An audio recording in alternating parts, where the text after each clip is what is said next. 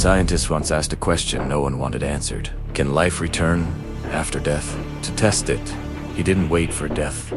He created Italiano. Robert E. Cornish was a young American scientist, obsessed with one idea: death might not be permanent. In the 1930s, when most researchers studied life, Cornish studied what happens after life stops. His belief was simple but controversial.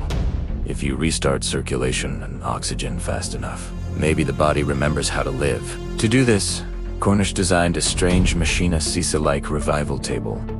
The idea wasn't symbolic, it was mechanical. The table rocked the body up and down to simulate blood circulation when the heart could not. Along with movement, he used an oxygen supply, stimulant injections, like adrenaline, and external methods to push the body back toward function.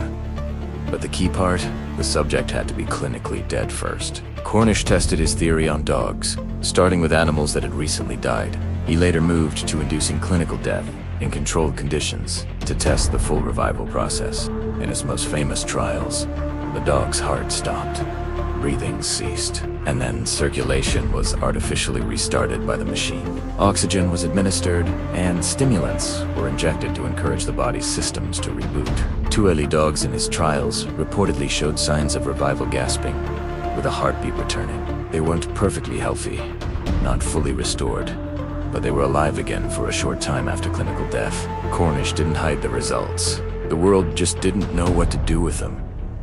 Some scientists were fascinated, others were disturbed, because the real question wasn't, can you revive a dog? The question was, should we ever try to reverse death at all?